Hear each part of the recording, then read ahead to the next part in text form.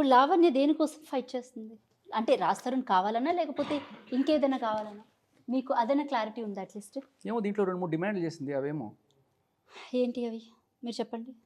అహా! తెలీదు. విన్నాం. చెప్పండి. చెప్పండి. ఎందుకులేండి మళ్ళీ. అహా! పర్లేదు చెప్పండి. మీరు విన్నారు కదా! మళ్ళీ ఎందుకు? ఏదో అడిగింది అర్జెంట్‌గా ఎవరో మగాడు కావాలని చెప్పి. ఓకే. ఇంకేవో 2, 3 డిమాండ్ మీరు దాంట్లోనే చూడొచ్చు. హ్మ్. ఇంకొన్నేమన్నా ప్యాంట్ తీయమంటుంది. ఓకే. యెస్. సాయి అంటే Mastan Ali right? Mastan sir. Okay. Okay. Okay. See ఇప్పుడు బేసికల్లీ అహా! ఇవన్నీ చిన్నవండి. ఇవన్నీ కూడా విశదీకరించడం నా పని కాదు. ఓకే. పాయింట్ ఏంటంటే లాస్ట్‌న కొన్ని అబ్జెక్షనబుల్ ఎంత ఓపెన్‌గా చెప్తున్నాను బీపేసుకోండి. మదర్ అని కొంతమంది తిట్టుకుంటూ ఉంటారు. కానీ I'm sure you must have your mother అని ఎవరు తిట్టుకోరు. ఇప్పుడు ఈ విషయాలన్నీ బయటకొచ్చినప్పుడు అట్‌లీస్ట్ రాజ్ తరుణ్ ఎక్కడైనా స్పందించాడా? ఇంతలాగంటే ఈ ఆడియో క్లిప్స్ అన్ని మీరు బయటపెట్టారు. నేను బయట పెట్టానండి అది పబ్లిక్ డొమైన్‌లోనే ఉన్నాయి. అదే ఐ మీన్ పబ్లిక్ డొమైన్‌లో ఉంది. ఉన్నాయి. కాకపోతే ఎందుకు రాజ్ చూడట్లేదు మీరు తరుణ్ సరిగ్గా. నేను చూపిస్తున్నాను అంతే. అహా! ఎందుకు రాజ్ తరుణ్ మాట్లాడట్లేదు వీటి మీద? వస్తున్నాడండి. అంటే సీ ఫస్ట్ పాయింట్ నంబర్ 1 ఏంటంటే రాజ్ తరుణ్ ఒకేసారి 100 మంది, 1000 మంది ఫోన్ చేసేటప్పటికి అందరికీ చెప్పలేక ఇంక ఫోన్ స్విచ్ ఆఫ్ చేసుకున్నాడు. తర్వాత ఏంటంటే ఈ రాజ్ తరుణ్ సిమ్ కార్డ్ ఏదైతే ఉందో అది ఆ అమ్మాయి పేరు మీద ఉంది. ఎప్పుడో పూర్వాశ్రమంలో ఉన్నప్పుడు అట్లా తీసుకున్నారు. 'ఆర్య 2' సినిమా. నీది నాది, నువ్వు కొనుక్కుంది నాది. ఆ టైప్‌లో ఏదో తీసుకున్నట్టున్నారు. అలా ఇప్పుడు రాజ్ తరుణ్ వెళ్ళిపోయిన తర్వాత ఆ సిమ్ తన దగ్గరే ఉన్నా కూడా తను ఏం చేసింది తెలివిగా, తన పేరు మీద ఉన్న సిమ్ కార్డ్ తనదే కదా! ఇప్పుడు మనం ఏమైనా రాజ్ తరుణ్‌తో మాట్లాడే ప్రయత్నం చేద్దామా? అందుకని అట్‌లీస్ట్ ఒకసారి. రాజ్ తరుణ్ దొరకట్లేదండి. ఒకసారి మీరు ట్రై చేయండి. మనం మాట్లాడితే మాట అట్‌లీస్ట్ టచ్‌లో ఉంటే ఎప్పుడో నేను చేసేవాడిని కదా! ఓకే. మాట్లాడే ప్రయత్నం. ఓకే. సో, వాళ్ళ నాన్నగారు మాట్లాడారు కొన్నిసార్లు. ఒకసారి వాళ్ళ నాన్నగారితోని నాన్నగారితో మాట్లాడే మాట్లాడతారు. ప్రయత్నం చేద్దామా మనం? నాన్నగారితో మాట్లాడారు. సో, ఆ సిమ్ కార్డు వాళ్ళ దగ్గర ప్రూఫ్ సబ్మిట్ చేసి కొత్త సిమ్ కార్డ్ తీసేసుకుంది. సో, రాజ్ సిమ్ ఆగిపోయింది. ఇంకా ఆ సిమ్ కార్డ్ తోటి వాట్సాప్ అన్నీ కూడా స్టార్ట్ చేసింది. Raj had to get a new SIM. అంటే ఎవరికి నంబర్ తెలీదు. అండ్ రాజ్ కూడా యాంటిసిపేటరీ బెయిల్ తీసుకొని తర్వాత యాంటిసిపేటరీ బెయిల్ అంటే దాని మీద ఏదో నేరం శిక్ష ఏదో ఉందని కాదు. సేఫ్ సైడ్ యాంటిసిపేటరీ బెయిల్ తీసుకొని వద్దామని చెప్పి. సో, ఎన్ని ఇయర్స్ జరుగుతుంది ఈ కైండ్ ఆఫ్ థింగ్స్ వీళ్ళిద్దరి మధ్య? ఫస్ట్ 3 ఏళ్ళు బాగానే ఉన్నారటండి. హ్మ్. వన్స్ ఫస్ట్‌లో రాజ్ తరుణ్‌తో పాటు ఈమె కూడా సినిమాలో ట్రై చేసింది. చాలామందికి తెలుసో తెలీదో. ఓకే. 'ఉయ్యాల జంపాల' వచ్చినప్పుడు 'అది లెక్క' అని ఒక సినిమా వచ్చింది. హ్మ్. అందులో ఈవిడ సెకండ్ హీరోయినో, థర్డ్ హీరోయినో. సో, ఈ మనోడే సక్సెస్ అయ్యాడు. హ్మ్. ఈ అమ్మాయి అసలు అది ఎవరు కూడా పట్టించుకోలేదు తర్వాత. హ్మ్. ఇంకా తర్వాత ఏదో చిన్న చిన్న షార్ట్ ఫిల్మ్స్ అవి చేసుకుంటూ ఉండింది. హ్మ్. అలా ఒక షార్ట్ ఫిల్మ్‌లో ఈ చింటూ పరిచయం. హ్మ్. ఆడు మెల్లగా డ్రగ్స్ ఇవన్నీ కూడా ఇంట్రడ్యూస్ చేసాడు ఈ అమ్మాయికి. హ్మ్. సో, వీళ్ళు మరిగి తర్వాత డ్రగ్ పెడ్లర్‌గా కూడా మారినట్టు మనం గుర్తించొచ్చు ఈ ఎఫ్ఐఆర్ ద్వారా. అవును. అవును. సో, తర్వాత పెడ్లర్‌గా అరెస్ట్ అవ్వడం ఇవన్నీ మనం చూసాం. బట్ హ్మ్.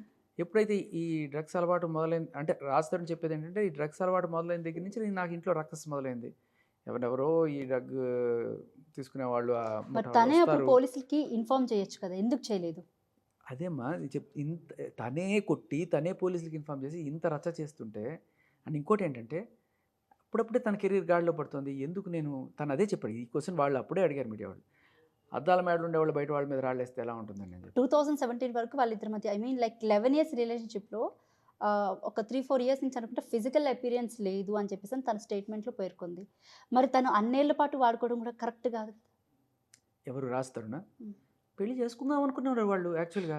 హ్మ్. పెళ్లి చేసుకుందామనే అనుకుని ఉంటారు. హ్మ్. కానీ వన్స్ డ్రగ్స్ మరిగి నువ్వు నానా రకాల చండాలను చేస్తూ మార్చమని ఎన్నిసార్లు అడిగినా మారకుండా ఇంకా వేరే వాళ్ళతో కూడా ఎఫ్ఐఆర్‌లు పెట్టుకుంటూ వాళ్ళనే ముందుకు తీసుకొచ్చి వాళ్ళ ముందే ఈయన ముందే వాళ్ళతో ఉంటుంటే ఏ మగాడు మాత్రం సహిస్తాడమ్మా? ఒకవేళ పెళ్ళైతే డైవర్స్ తీసుకునేవాళ్ళు. ఒకవేళ కాదంటే అమ్మాయి పెళ్లి కాలేదురా అది మొత్తానికి వదిలిపోయిందిరా అనుకుంటారు. అంతే తప్ప కొంతమంది పోలీసుల దగ్గరికెళ్లరు. ఎందుకు మనకి పెంట వాళ్ళ చుట్టూ తిరిగి ఇప్పుడు పోలీస్ దగ్గరికెళ్ళి అక్కడ చెప్తే వాళ్ళు అది తీసుకొని ఇప్పుడు మొగుడు పెళ్ళాల మధ్య గొడవ జరిగితే బేసిక్‌గా మొగుడు పెళ్ళాలు కానివ్వండి, లేకపోతే ప్రేయసీ లవర్ ప్రియులు. హ్మ్. లివింగ్ రిలేషన్‌షిప్‌లో ఉన్నవాళ్ళు కానివ్వండి, వాటెవర్ ఒక రిలేషన్‌షిప్‌లో ఉన్నవాళ్ళు ఇలాంటివి జరుగుతున్నప్పుడు అట్‌లీస్ట్ క ఆహ్, ఐ ఐ మీన్ కౌన్సెలింగ్ తీసుకుంటారు కదా! ఎందుకు తీసుకోలేకపోయారు? నేను మిమ్మల్ని అడుగుతాను. మీ ఆయన పెళ్ళయిందా మీకు? కాలేదా?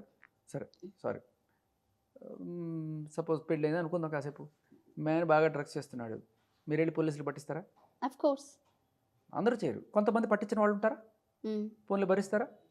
ఉండేవాళ్ళు ఉంటారా? మేబీ చెప్పి చూస్తారు ఇంట్లో.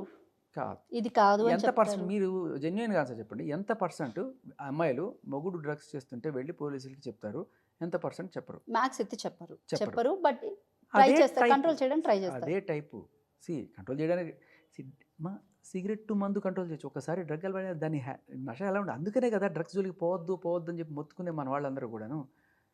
అందుకనే కదా those are bad substances. You don't know what they do. You see this kind of ruckus they are creating. So ఇట్లాంటి వాళ్ళకి ఏం చేయాలి? రీహాబిటేషన్ తీసుకెళ్ళాలి, మెంటల్ హాస్పిటల్కి తీసుకెళ్ళాలి. మధ్యలో మాల్వి మల్హోత్రా గురించి మరి ఏంటి? ఉంటే ఉండొచ్చు మనకి. We don't know. ఈఎంఐ ఒప్పుకుంది through an FIR and the complaint that she filed అని అనుకుందాం. ఇప్పుడు ఇవాళ వచ్చింది కొత్తగా, ఆ కంప్లైంట్ నేను రాయలేదు, అదంతా వేరే వాళ్ళు ఎవరో రాశారు, ఓన్లీ నేను సంతకం పెట్టాను. దట్స్ ఆల్ కవరప్ అని అర్థమైపోతుంది. ఇప్పుడు చేసినంత చేసి అంటే ఒక అబ్బాయి మీద తను ఏ పోలీస్ స్టేషన్ వచ్చింది? నార్సింగ్లో ఇచ్చింది. Guntur Pattapuram. Okay okay okay okay. So ఇప్పుడు ఆవిడ చూపించే ప్రూఫ్ ఏంటి? చూడండి అది తెలుగులో ఉంది, ఇక్కడ చూడండి నేను నార్సింగ్లో ఇంగ్లీష్లో రాశాను, నా రైటింగ్ ఇది, అది నా రైటింగ్ కాదు. మరి ఆవిడ రైటింగ్ కాదు, ఆవిడ సంతకం కాదు, అబ్బాయిని ఎందుకు తీసుకెళ్ళి అబ్బాయి మీద కేసు పెట్టారు? మామూలు సెక్షన్స్ కాదమ్మా, 376 అంటే rape and attempt to murder ఇవి పెడితే లుకౌట్ నోటీస్ ఇస్తారు, కనీసం బయటికి వెళ్ళడానికి కూడా ఉండదు. You ruin his career. ఇప్పుడు వచ్చి నాకేం తెలియదండి, నేను ఏదో కంప్లైంట్ రాశాను, ఒక చిన్న మాట చెప్తే ఎంత దారుణం అది కాదా? నా ఫైట్ ఇదే. అబ్బాయిల మీద నీకు కోపం వస్తే ఏదో చిన్న ఫైట్ అయింది, ఎవిడెన్స్ లేకుండా కూడా కేసు కూడా ఎక్కడ ఫైల్ చేయనట్టుంది. వీళ్ళిద్దరు కొట్టుకున్నమాట వాస్తవం. అది అమ్మాయి కూడా ఒప్పుకుంది. 4 దెబ్బలు వేసాడు అమ్మాయి. ఇప్పుడు ఇట్లా మాట్లాడినట్టే మాట్లాడితే ఏ మగడికైనా కోపం వస్తుంది కదా. వస్తే 4 దెబ్బలు పడుంటాయి, ఆ అమ్మాయి కూడా ఏదో తిరగబడి ఖర్చాను అది అని చెప్పింది. సో అంతవరకు నిజం.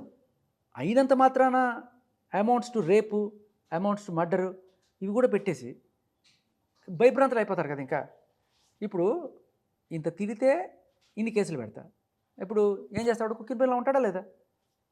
రాజధాని పరిస్థితి కూడా అదే. ఇలా కేసులు పెడతాను, మీడియాకి వెళ్తాను, నేను రచ్చ చేస్తాను. మస్తాన్ సాయి కాబట్టి మనకి ఎవరికి తెలియలే. రాజ్ తరుణ్ మీద అదే జరిగింది. ఇప్పుడు ఎంత రక్కస్ అవుతుంది, ఇమేజ్ డ్యామేజ్ అవుతుందని ఇన్నాళ్ళు కామ్గా ఉన్నాడు. తిరగబడినప్పుడు ఇలా రైట్. నేను ఇందాక మీరు నాకు మీ ఫోన్ ఇచ్చినప్పుడు ఐఎమ్ సారీ, నేను అలా చూడకూడదు, మీకు షీ టీమ్స్ నుంచి కూడా కాల్స్ వస్తున్నట్టున్నాయి అండ్ మీ మీద ఆల్రెడీ నాకు తెలిసి షీ టీమ్స్ కాల్ అది కాదు. యాక్చువల్గా ఈవిడ షీ టీమ్స్ దాంట్లో ఒక కంప్లైంట్ ఇచ్చింది. షీ టీమ్స్ నా భలే ఉంది ఇదే. సో నా మీద వాళ్ళు కాదు, ఈవిడ షీ టీమ్స్లో కూడా కంప్లైంట్ ఇచ్చింది. ఎవరి మీద? మస్తాన్ సాయి మీద. ఏమని? వీడు నన్ను వాడుకుని మోసం చేశాడు. సేమ్ ఇప్పుడు రాజధాని మీద ఏదైతే ఇచ్చిందో అదే, వీడు నన్ను వాడుకుని మోసం చేశాడు, నన్ను పెళ్లి చేసుకోవాలి వీడు అని చెప్పి కంప్లైంట్ ఇచ్చింది. అయితే మస్తాన్ సాయిని పిలుస్తారు కదా. పిలిచినప్పుడు వాడేం చెప్పాడు? ఆల్రెడీ నా గుంటూరులో ఒక కేసు నడుస్తుందండి, ఇదే పెట్టింది అంటే అమ్మాయిని పిలిచారు. మళ్ళీ ఏంటమ్మా అక్కడ కేసు పెట్టావు కదా, ఇక్కడ కూడా ఏంటని చెప్పి అడ్మిట్ చేసుకోవాలి. అడ్మిట్ చేసుకోకపోతే ఇంకా రెచ్చిపోతుంది. నేను నిరాహార దీక్ష చేస్తా, నేను ఆత్మహత్య చేసుకుంటా, ఇలా అంతా పోలీసుల్ని బ్లాక్మెయిల్ చేయడం మొదలెట్టింది. ఇలా కాదు, ఈఎంఐకి కౌన్సిలింగ్ చేయాలని చెప్పి పిలిచారు. అప్పుడు కూడా ఈఎంఐ ఏమనుకుంది, వీళ్ళ ఏం చేసినా పెట్టట్లేదు మస్తాన్ సాయి మీద కేసు, అమ్మాయి కంటే తీరట్లా కసి, ఏదో ఒకటి చేయాలి వీడని అక్కడ పెట్టి మళ్ళీ ఇక్కడ పెట్టి ఇక్కడ మళ్ళీ రాజ్ తరుణ్ తీసుకెళ్ళింది పరపతి కోసం. రాజ్ తరుణ్ వేరే ఆప్షన్ లేదు, ఏం చెప్తే చేయాలి, లేకపోతే రక్కస్ అయిపోతుంది.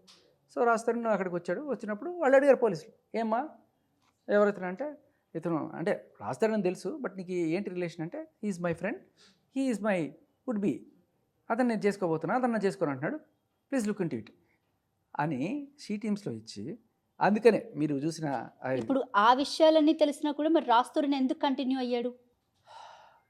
ఆవిడ ప్రేమించింది, నేను ప్రేమించాల్సి వచ్చింది.